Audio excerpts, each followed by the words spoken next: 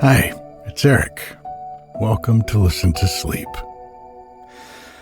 I've heard from some of you lately that it's been challenging for you, like the world is just full of loud voices with so many opinions and so much certainty about who's right and who's wrong. It can be easy to feel like the space between us is just growing wider, and like it's harder to remember what we share in common. I know that stories have always been a way to soften those edges, to help us remember our common ground without anyone telling us what to think. They invite us to listen, not just with our ears, but with our hearts. And sometimes, in a quiet story, we can feel the possibility of kindness, where before there was only distance. Tonight's tale is one of those stories. It's a gentle myth about two tribes who can only see their differences and live under clouds of mutual suspicion. For as long as any of them can remember, they've kept their distance, certain they could never understand each other. But when they face a mutual threat to their way of life, small acts of curiosity, compassion, and gentleness begin to bridge the space between them. And before we get started, I want to let you know that I've just finished something I've been working on for you for quite a while, and I'm pretty excited about it. It's called The Gentle Trail to Sleep, and it's a 7-night audio journey of simple science-backed mindfulness practices that guide your mind toward rest instead of trying to force it to be quiet. Folks who've tried it just love it. It really works. For August, it's Pay What You Want, and it's not your typical sleep hygiene course.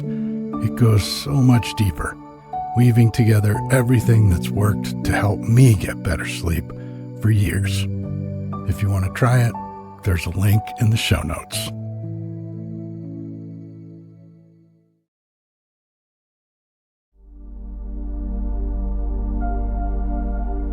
Let's take a deep breath. In and out. Just letting go of the day, feeling the weight of gravity, pulling you deep down into the mattress. Another deep breath in and out. Nothing to do, nowhere to go, no one to be. This is your time, quiet time. And one more deep breath in and out. If you get tired while I'm reading to you, that's okay. Just let yourself drift off.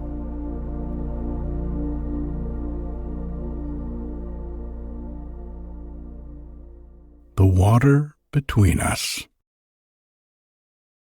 The valley of the 3 rivers had not seen rain in 4 moons. Where green fields once stretched toward distant hills, cracked earth now lay like broken pottery under the relentless sun. The river people had lived here for generations, their stone houses built along carefully carved channels that brought mountain water to their crops. Their knowledge of irrigation ran as deep as their roots in the valley soil. But this year was different. This year, even the most ancient springs that fed their channels had begun to fail. Kira pressed her palm against the warm stone of the main water gate, closing her eyes to feel the vibration that would tell her water still flowed beneath. At 22, She had inherited her father's role as water keeper, responsible for managing the flow to 7 villages downstream. She had learned early to quiet her mind and listen to the whisper of the water through stone, to the subtle changes in the earth's mood, to the wisdom that couldn't be spoken aloud. The stone was nearly silent today, only the faintest tremor suggesting water moving somewhere far below. The North Channel is completely dry, her cousin Tam told her, appearing at her elbow with dust-caked boots and worry lines around his eyes. And the hill people's livestock have been coming down to drink from our reservoirs again. Kira opened her eyes slowly, the way her grandmother had taught her. Not rushing back to the world, but letting awareness return like dawn breaking. She brushed dirt from her hands, feeling each grain of earth against her skin. The hill people, nomadic herders who moved their animals with the seasons, had always been a source of tension. During good years, the river people tolerated their presence at the upper springs. During bad years like this one, every drop mattered. "How many animals?" she asked. "Maybe 50 goats, a dozen horses. Old Jorik says he saw their herders watering them at dawn, bold as anything." The morning sun beat down on Kira's shoulders as she walked the edge of the main channel, her bare feet reading the temperature of the stones. Hot meant dry. Cool meant water flowed somewhere beneath. She had learned to move through her inspection rounds with the steady rhythm her father had shown her, not hurrying, and using all of her senses. Her people needed every precious gallon for their dying crops. The stored grain may have to last until next year's harvest, if there even was one. She feared the children in the southern villages may soon be going hungry. Yet, as she knelt beside the nearly empty channel, placing both hands flat on the earth and breathing deeply, she found herself thinking of the hill people's animals. She had seen them during better times, beautiful creatures with intelligent eyes, cared for like family members by their herders. In her mind's eye, she could see them now, ribs showing, tongues hanging in the heat. Her grandmother's voice echoed in her memory. "When facing a challenge, child, first sit with it. Feel its weight, its shape, its true nature. Most conflicts come from reacting to what we think we see, not what is actually there." Kira sat back on her heels, letting her breath slow to match the ancient rhythm of the valley itself. The conflict with the hill people felt solid and unchangeable, like the stone walls of the channels themselves. But she knew that water always found a way around even the most stubborn obstacles. That afternoon, As she walked the upper reaches where the channels began, Kira noticed something that made her pause. In the soft earth, beside the main spring, she found tracks. Not the familiar sandal prints of her own people, but the leather boot marks of the hill people herders. But these tracks moved strangely, circling the spring several times, then heading not downhill toward the grazing areas, but up into the rocky highlands where no water source was known to exist. Kira crouched beside the clearest footprint, tracing its outline with one finger. Something about these tracks felt different, purposeful rather than desperate, searching rather than stealing. Her breathing slowed as she studied them, the way she studied everything that mattered. There was a story written in this earth, if she could only learn to read it.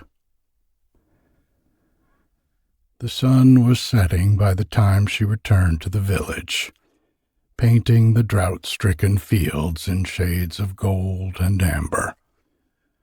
Tomorrow, the council would meet to discuss rationing the remaining water.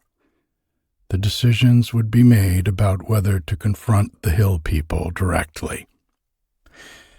But tonight, as Kira lay on her sleeping mat with the window open to catch any breath of cool air, she found herself thinking not about confrontation, but about those strange tracks leading uphill toward a mystery.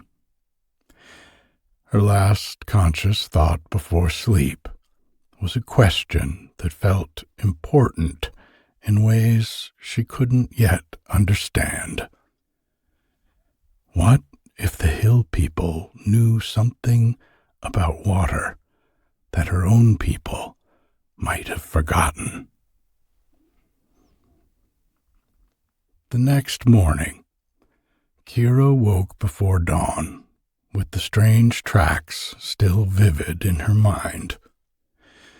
She moved quietly through her morning routine, braiding her long dark hair back from her face, washing in the basin of precious water, and then gathering her tools.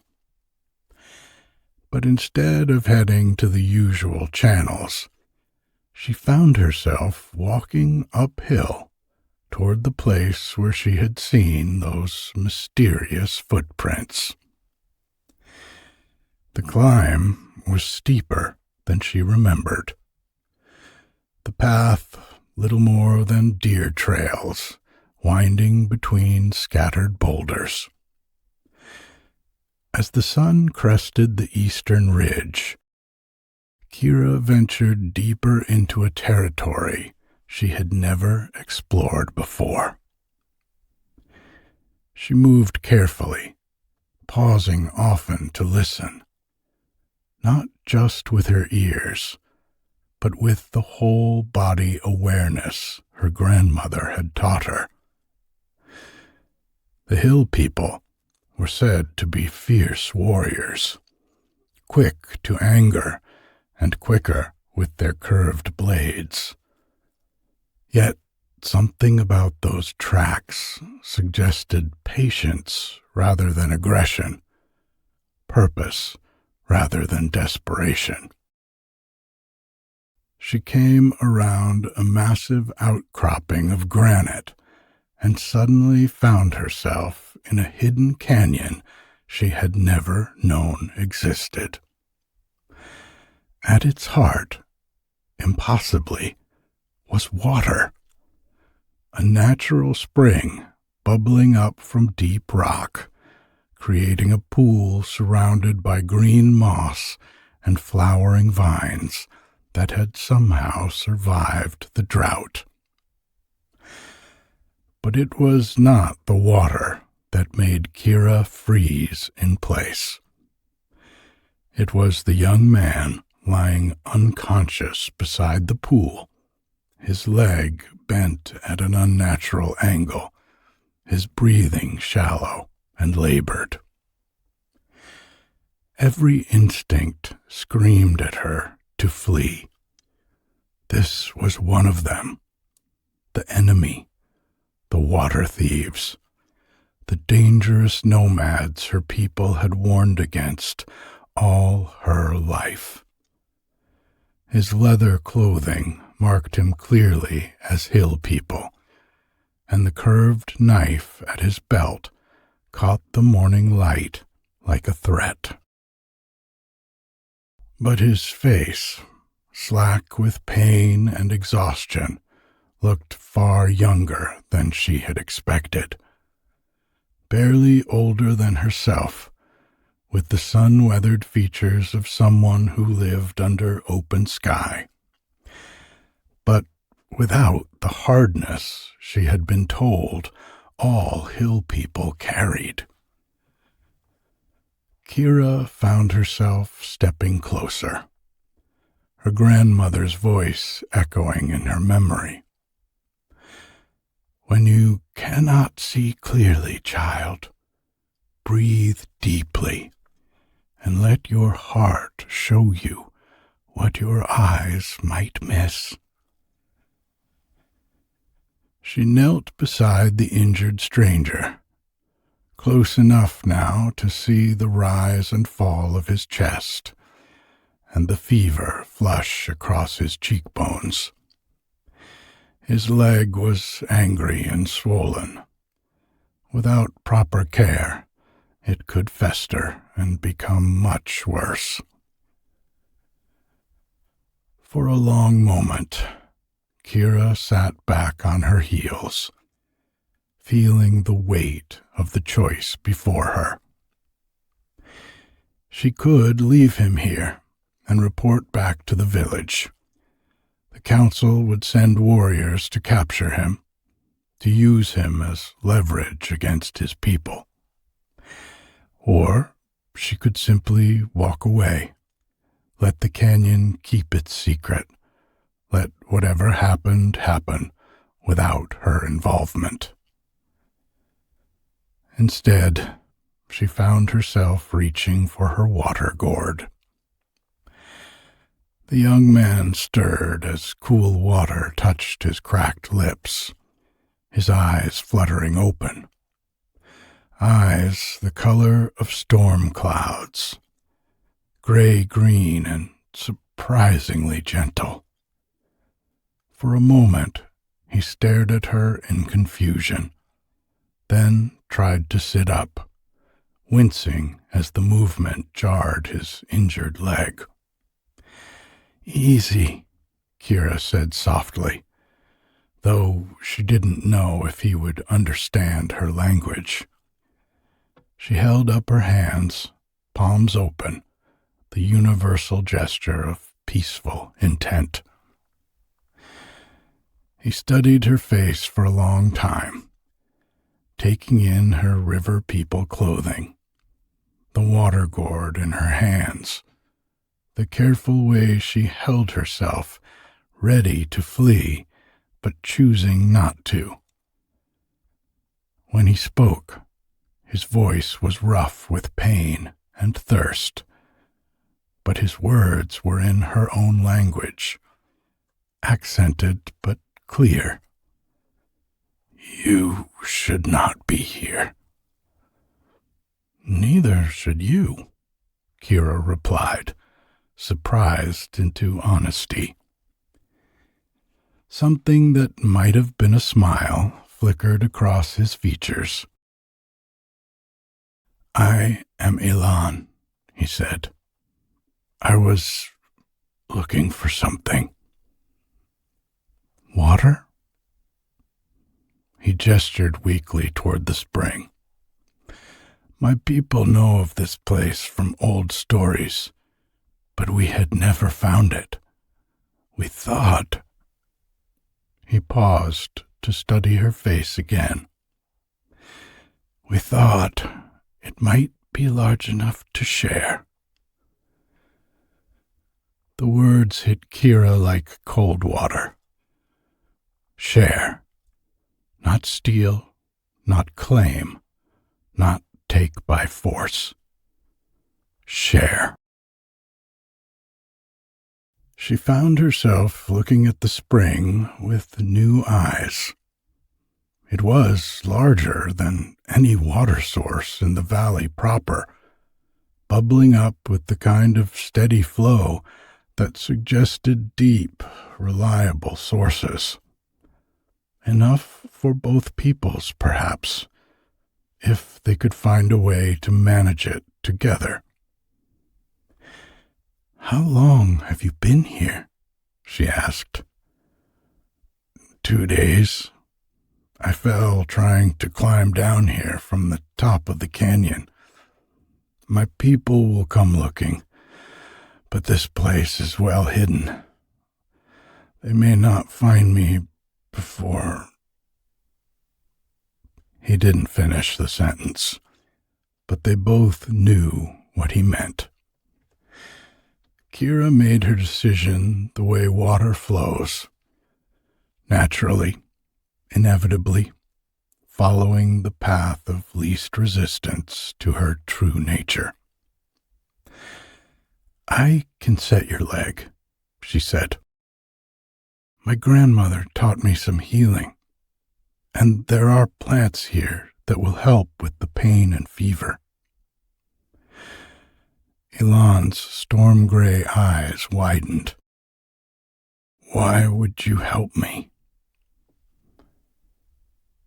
Kira considered the question as she gathered branches for splinting, her hands moving with the careful efficiency her grandmother had drilled into her. Why was she helping him? Because he was hurt? Because he had spoken of sharing rather than taking?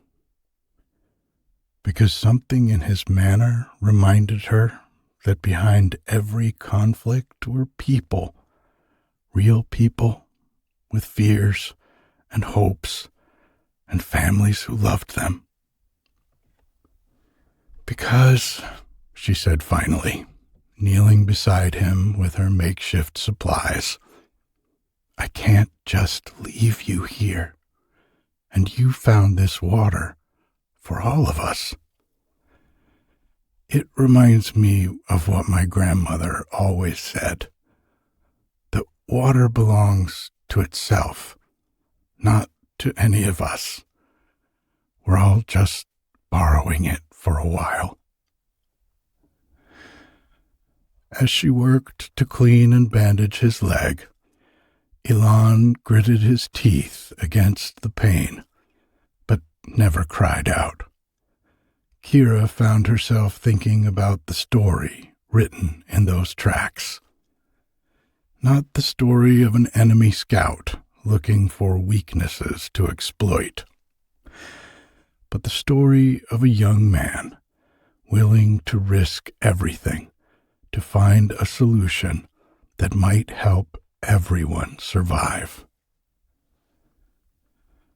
By the time the sun reached its zenith, Elon's leg was splinted and bound, his fever reduced with cooling herbs, and they had shared the simple meal Kira had brought for her day's work. And somewhere in those quiet hours of tending and talking, the shape of the conflict between their peoples had begun to shift, like water finding a new channel after a stone is moved. The real question now was whether they could help their people see what they had discovered, that the greatest enemy they both faced was not each other, but the drought that threatened them all. Over the next 3 days, Kira returned to the hidden canyon each morning bringing food and medicine for Ilan's recovery. What began as simple caregiving evolved into something neither had expected, a partnership born of shared curiosity about the water sources their people had never fully explored together. On the third day, Ilan pointed to a crack in the canyon wall where water seeped constantly, explaining that his grandfather had spoken of such signs. Kira pressed her ear to the stone, the way her father had taught her, hearing the unmistakable sound of steady flow moving through hidden channels far below. Working together, despite Ilan's limited mobility, Ilan mapped the canyon while Kira felt the rock for the vibration of water. What they discovered was extraordinary. A series of natural springs fed by underground rivers that had probably been flowing beneath the valley for centuries, largely untapped because no one had known where to look. They spent hours sketching rough maps in the sandy earth, and it was clear. This network of underground water could supply both tribes through the worst droughts, but they would need to combine their knowledge to make that work.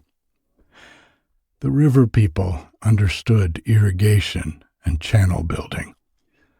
The hill people could read the landscape's subtle signs, following water across terrain that their settled neighbors had never fully explored.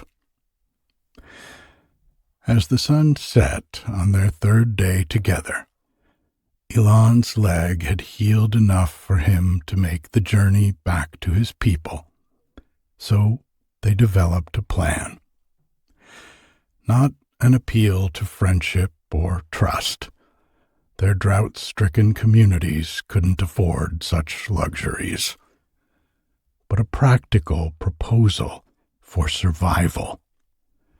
A joint expedition to map the water sources, with representatives from both tribes working side by side. That night, Kira prepared to return to her village with more hope than she had felt in months. They would meet again in 3 days, each having spoken to their own tribe's leaders about cooperation born of necessity. The Council of River People Elders listened to Kira's proposal with the thoughtful silence of those who weighed every word carefully. When she finished describing the hidden springs and the hill people's knowledge of both the terrain and water signs, the truth of her secret meetings hung in the air between them like the morning mist. Chief Jorik's weathered hands rested on the smooth stone table as he considered her words. The elders exchanged glances, not angry, but cautious in the way of people who had lived through many disappointments. And after quiet deliberation, they agreed to a careful meeting with the hill people representatives at the hidden canyon. So 3 days later, Kira arrived early at the spring with Chief Jorik and Elder Mira, their hearts beating faster with nervousness than any of them wanted to admit. When Ilan appeared with his grandmother Nayeli and Thorn, his people's water finder, the moment felt both momentous and strangely ordinary. The two groups stood on opposite sides of the spring for a long moment.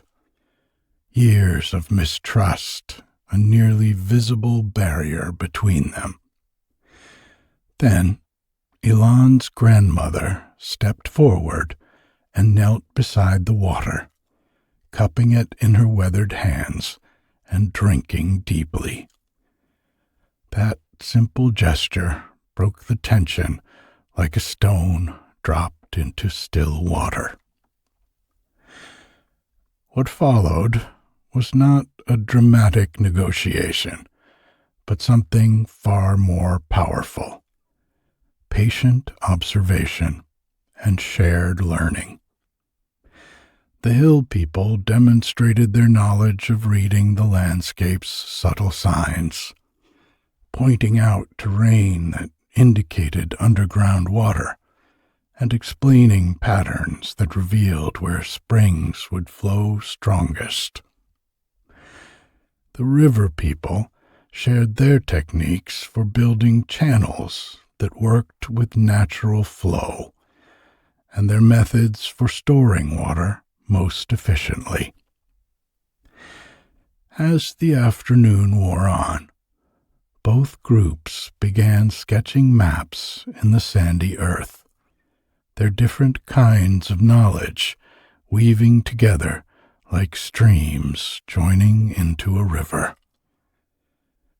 The underground network was vast enough to support both communities, but only if they approached it as partners rather than competitors. Elder Mira found herself working closely with Nayeli, their shared understanding of water's behavior transcending the language barriers between them. Chief Jorik and Thorn discovered that their people's seasonal patterns complemented each other almost perfectly. The river people's need for water peaked during the growing season, while the hill people's herds required the most water during their autumn migrations. By evening, tentative plans had emerged, a series of small projects to test their cooperation, jointly maintained access points to the underground springs, shared knowledge about seasonal water patterns, and carefully negotiated agreements about usage during dry periods. The partnership grew slowly. Small groups from both communities began meeting regularly at the hidden canyon, working together to map the underground network and plan sustainable access points. Children were often the first to cross the invisible boundaries their parents had maintained for generations. Young river people, curious about the hill people's animals, would linger by them at the edges of the joint work sites. Hill children, fascinated by the stone channels and careful engineering, would race small boats of folded leaves the river children showed them how to make. Kira and Elon found their roles shifting from secret allies to official liaisons. Their growing understanding of each other's people making them natural interpreters of customs and concerns. They worked together to establish protocols that honored both communities' traditions while creating space for new shared practices. The first joint festival emerged organically during the autumn migration season. Hill families pausing near the spring for their traditional water blessing found themselves invited to share an evening meal with river families who had come to maintain the channels. Stories were exchanged along with food, songs shared despite language differences, and children played games that required no words at all. As seasons turned, the cooperation deepened into genuine community. Engineering projects that had seemed impossible for either group alone became achievable through combined effort and knowledge. The hill people's understanding of flow patterns helped the river people plan more effective water storage.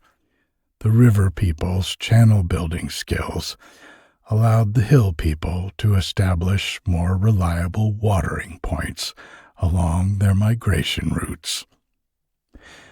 The hidden canyon became a meeting place where both peoples gathered to plan their shared future. Its spring, a symbol of abundance that grew through sharing rather than being diminished by it. Elders from both communities would sit by the water in the evening light, watching their grandchildren play together and marveling at how quickly the young adapted to this new way of being. Years passed, and still travelers through the valley of the three rivers would comment on the settled farmers and nomadic herders working in harmony, sophisticated water management systems that served both permanent villages and seasonal camps, festivals that celebrated both the rhythms of planting and the cycles of migration. But the heart of their success lay in the wisdom revealed by their challenge, that every stranger might carry helpful knowledge. Every difference between people might hide a complementary strength, and that the patient work of building understanding, conversation by conversation and season by season, created bonds stronger than fear or suspicion. The valley that had once been divided by the assumption of scarcity became united by the discovery of abundance, not just in water, but in the peace that emerged when different ways of seeing the world flowed together like tributaries joining in a great river. And in the hidden canyon, where it all began, the spring continued to bubble up from deep places in the earth. Its constant song a reminder that some gifts grow more precious when shared, and that the greatest discoveries often begin with the simple courage to help a stranger in need. So rest now in the gentle truth that every day offers opportunities to build bridges across the small distances that separate us. And kindness, like water, always finds a way to flow toward where it's needed most. Good night.